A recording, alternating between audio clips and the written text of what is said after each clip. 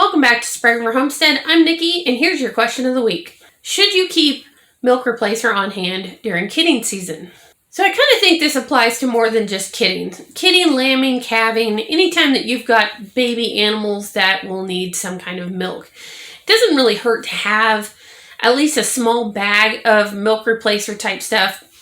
To me, there's three things that you actually probably ought to have. You should have a colostrum, a colostrum supplement, and a milk replacer.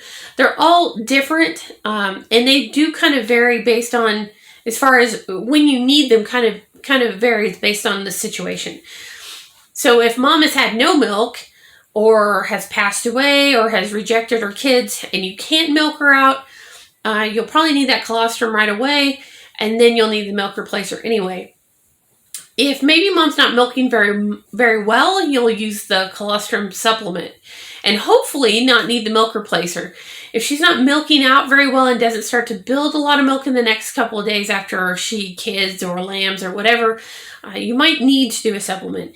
And then of course there's just the times that, a kid gets rejected maybe after they've had the initial milk and you have to bottle feed and you'll need that supplemental milk then.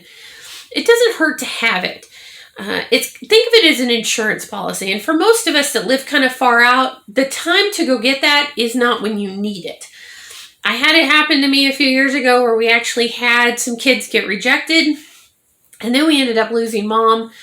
But we needed to have milk replacer and didn't have any on hand.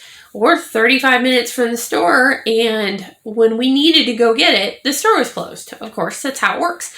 So it's always worth having on hand. You can keep that stuff. Most of it comes in powder. You can keep it in the freezer, and it's good for a few years.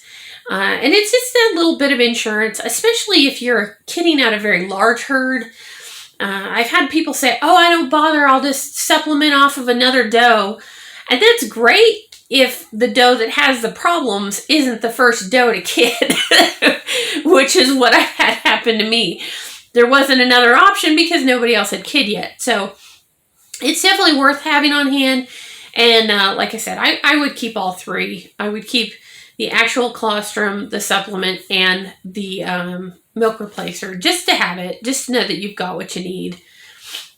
All right, so that's your question for the week. And we will see you next time. Happy homesteading.